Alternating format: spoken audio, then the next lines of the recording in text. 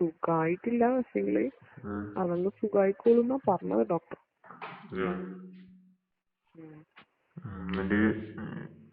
ഇപ്പൊ അങ്ങനെ വേറെ മാറ്റമുണ്ടോ?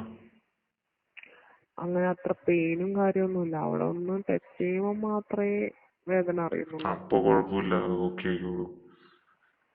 അത് ഞാൻ മുറിവ് കൊണ്ടുള്ള പനിയാറുണ്ട്. ഇപ്പൊ പനിയൊന്നുമില്ല. അത് ഇന്നലെ ആ ഒരു ഇത് പറ്റിയോണ്ടുള്ള പനിയാ. ഞാൻ പോയപ്പോ ഇങ്ങനെ കാതൊരു ചമ്മലുണ്ടായിരുന്നു. പിന്നെ ഇങ്ങനെ പറഞ്ഞ് പെണ്ണ് തന്നെയാ ഡോക്ടറെ. അപ്പൊ ഇങ്ങനെ പറഞ്ഞ് ഇതൊന്നും അങ്ങനെ കാര്യാക്കേണ്ട ആവശ്യമില്ല, അതെല്ലാം അങ്ങ് ഉണങ്ങി പോയിക്കോളൂ. പിന്നെ അവിടെ ഉപ്പ് തട്ടുന്ന സ്ഥലല്ലേ, അതുകൊണ്ട് അങ്ങനെ പ്രത്യേകം മരുന്ന് അങ്ങനെയൊന്നും വേണ്ട, പെട്ടെന്ന് തന്നെ സുഖമായിക്കോളൂ എന്ന് പറഞ്ഞു. സമാധാനായി. പേടിക്കണ്ട, ശരിയാവും. ഞാൻ എന്തെല്ലോ വിചാരിച്ചു. എന്ത് വിചാരിച്ചു?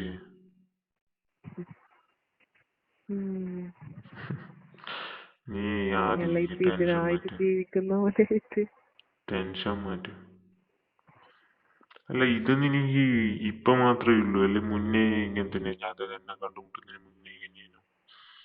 ഇങ്ങനെ ഇപ്പോഴാണോ ഇങ്ങനെ നിനക്കിത് മാത്രമായി, അല്ലെങ്കിൽ മുന്നേ ഇങ്ങനെയാണോ? അതായത് എന്നെ കണ്ടുമുട്ടുന്നതിന് മുന്നേ ഇങ്ങനെ തന്നെ ആയിരുന്നു? അതൊന്നുമില്ല, മുന്നേ ഞാൻ ചെയ്യലെല്ലാം ഉണ്ട്. പക്ഷെങ്കില് ഇങ്ങനത്തെ പുതിയ പുതിയ ഉപകരണങ്ങളൊന്നും എനിക്കറിയില്ലേ. അതിലിപ്പോ ഓരോരുത്തരെ പരിചയപ്പെട്ടപ്പോ അറിയാം. അല്ലാണ്ട് ഞാൻ ചെയ്യും. മറ്റേ നിന്റെ ആപ്പന്റെ കാര്യമല്ലോ, അതിനുശേഷമല്ലോ? അതിനുശേഷമല്ലാന്ന് അതിങ്ങനെ തുടങ്ങി വന്നത്. അന്നേരാണല്ലോ നമുക്ക് മനസ്സിലാകുന്നത്.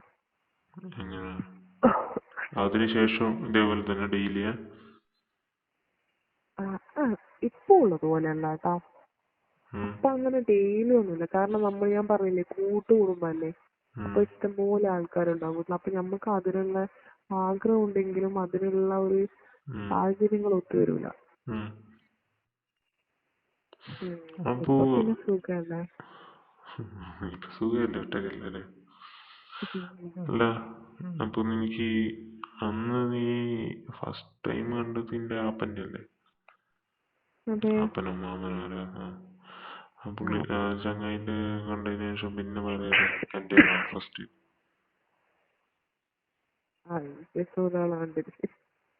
ആര്? അത് ഞാനിവിടെ പഠിക്കാൻ പോയിരുന്നില്ല, ബാംഗ്ലൂര് ഹോസ്റ്റലില്. അപ്പൊ ഒരു ദിവസം ഹോസ്റ്റലില് ഞാനിങ്ങനെ പുറത്തിരുന്നിട്ട് വീട്ടിലേക്ക് വിളിച്ച് സംസാരിക്കുന്നു. അപ്പൊ എല്ലാരും ഉള്ളിലുള്ളത്. നീ എങ്ങനെ വിളിക്കുന്നു? പുറത്ത് ബാൽക്കണി ഉണ്ട്. നമുക്ക് ഒരു 3 നില വീടാണ്. അപ്പൊ അതിന്റെ ഏറ്റവും താഴെ അതിന്റെ ആൾക്കാരുണ്ട്, സീനിയേഴ്സ് ഉണ്ട്, ചേച്ചിമാര്. അപ്പൊ അതിന്റെ മേലെ ഇതേപോലെ തന്നെ. അപ്പൊ അതിലൊരു വലിയൊരു വീട് പോലത്തെ വീടാണ് മൊത്തത്തില്. അതിന്റെ സെൻട്രലായിട്ടാണ് അതിന്റെ ഉടമസ്ഥൻ താമസിക്കുന്നത്. അതിന്റെ ഏറ്റവും മുകളില് നമ്മള്. അല്ല, ഈ ഫോൺ എടുത്തിട്ട് ബാൽക്കണി പോവാ പറയുമ്പോ ആ ടൈം എനിക്ക് പോകണ്ടേനും. ആ സമയത്ത് പണ്ടേത്തൊരു നോക്കിയ ഫോണില് ഇങ്ങനെ ABCD എന്നുള്ള എഴുതിയിട്ടൊരു വലിയ ഇതില്ല കമ്പ്യൂട്ടറിന്റെ എല്ലാം കീബോർഡ് പോലത്തെ. മറ്റേ കൊറേ കീബോർഡുള്ള ഫോണാ? അതന്നെ. അതുണ്ടായിരുന്നു നിന്റെ അടുത്ത്? അത് അച്ഛന്റെ പഴയതാ, എനിക്ക് പുതിയ ഇതൊന്നുമല്ല. എന്നിട്ട് ഞാൻ ഇരുന്നെടുക്കുന്ന എണീറ്റിട്ട് നോക്കി. അപ്പൊ നോക്കുമ്പോ അയാള് താഴെ എന്നെ ഇങ്ങോട്ടേക്ക് നോക്കുന്നു, മേലോട്ടേക്ക്.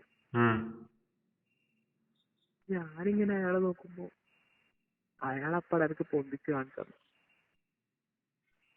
ആദ്യപ്പെട്ടതൊന്നും ഞാൻ ഇങ്ങനെ സ്തംഭിച്ചതുപോലെ പോയി. അത് കഴിഞ്ഞിട്ട് ഞാനിങ്ങനെ നോക്കി, കാരണം ഇപ്പൊ കണ്ടു കഴിഞ്ഞിട്ടല്ലേ ഇതും. അതേ സാധനം തന്നെ കണ്ടു കഴിഞ്ഞാല് നോക്കി പോവല്ലോ ആരോടായാലും. എന്നിട്ട് ഞാനിങ്ങനെ നോക്കി നിന്ന്. ഞാൻ നോക്കുന്നത് കണ്ടപ്പോ അയാളെനിക്ക് അത് ചെയ്ത് കാണിച്ചത്.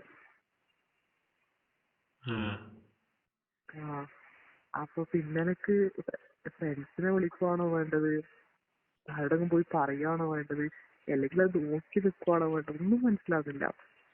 പിന്നെ വെച്ച് ആരെങ്കിലും പുറത്തേക്ക് പെട്ടെന്ന് ഇറങ്ങി വന്നിട്ടുണ്ടെങ്കിൽ ഞാൻ തന്നെയല്ലേ കാണുക, ഞാൻ നോക്കി നിൽക്കുന്നില്ല കാണുക. ഞാൻ നോക്കി ആരെങ്കിലും വരുന്നുണ്ടോ നോക്കി, അപ്പൊ നോക്കുമ്പോ ആരും വരുന്ന കാണുന്നില്ല. ഞാനാടെ ഒന്ന് നോക്കി, എന്റെ പാപ്പന്റെനേക്കാൾ ചെറിയൊരു വ്യത്യാസമുണ്ട്. അന്നാണ് എനിക്ക് മനസ്സിലായി എല്ലാരും സെയിം അല്ല.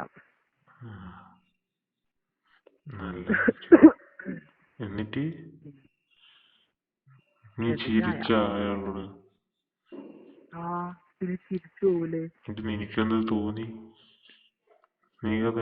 തോന്നിയ എനക്ക് ആ സമയത്ത് പിന്നെ ഭയങ്കരമായിട്ട് ഒന്നാമതൊന്നും കാണുകയും ചെയ്ത്, അത് കഴിഞ്ഞിട്ട് പിന്നെയും കാണുന്നു. ഈ കാണുന്നല്ലേ ഉള്ളൂ, അപ്പൊ അതൊന്ന് ആഗ്രഹം ഉണ്ടാവല്ലോ നമുക്ക്.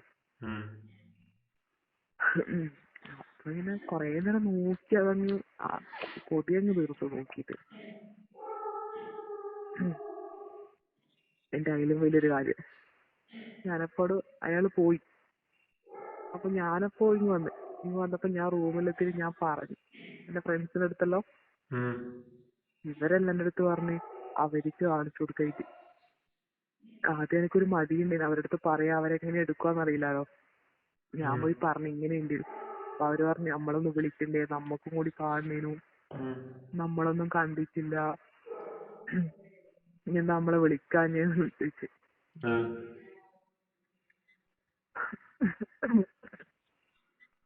അവരിക്കും കാണണ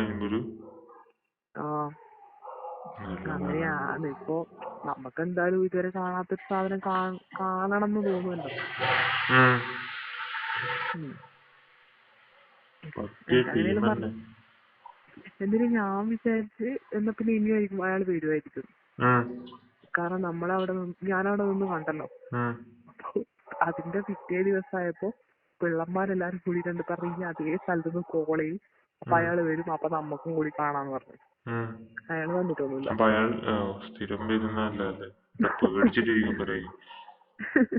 അയാള് ഞാൻ നോക്കത്തണ്ടപ്പോ അയാള് പേടിച്ചിരുന്നു ചിലപ്പോ. അയാൾക്കറിയില്ലല്ലോ അയാളെക്കാളും വലിയ ടീമായിരുന്നു.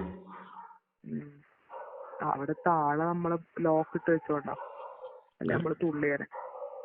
എന്തിന്? അയാളത് നോക്ക.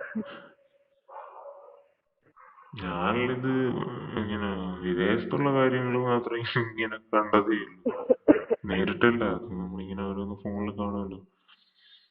ഇതിപ്പോ നേരിട്ട് നീ എന്നെ പറയുന്ന കേൾക്കുമ്പോ, അത് നീ എന്നെ പറയുന്ന കേൾക്കുമ്പോ എനിക്കൊരു അത്ഭുതം. പണ്ട് നമ്മള് വിചാരിക്കുന്ന അടിക്കുന്ന വെറുതെ തട്ടിവിടുന്ന. ഇപ്പൊ നമുക്ക് പുറത്ത് ഷോപ്പില് മറ്റേ ചിക്കനെല്ലാം പൊരിച്ചു വെക്കൂലേ, അപ്പൊ തിന്നണമെന്ന് ഭയങ്കര ആഗ്രഹമായിട്ട്. അതേപോലെയാണ് ആ സമയത്തുള്ള എനിക്ക്. ചിക്കനാ? അല്ല, 2012 കാലഘട്ടങ്ങളിലോ ദൂരെന്ന് കാണേണ്ട കുറെ അവസരങ്ങൾ കിട്ടിയിട്ടുണ്ട്, പക്ഷെ ഒന്നും അറിഞ്ഞ് പെരുമാറാനുള്ള ഒരു അവസരം കിട്ടിയില്ല. ഇങ്ങനെ കുറെ സ്റ്റോറി ഉണ്ട്. ഇത് കേൾക്കുമ്പോ എനിക്ക് തോന്നുന്നത് നീ അറിഞ്ഞ് പെരുമാറാൻ വേണ്ടി നിങ്ങളെല്ലാരും കൂടി, എനിക്ക് അങ്ങനെ ഒരു ഡൗട്ട് ഉണ്ട്. പ്രത്യേകിച്ച് നീയല്ലോ ആയതുകൊണ്ട്. ഒപ്പരുള്ളത് ഇങ്ങനത്തെ ടീമായ പിന്നെ പറഞ്ഞ കാര്യമില്ലല്ലോ. എല്ലാവർക്കും ഒരു നിയന്ത്രിക്കാനില്ലല്ലോ.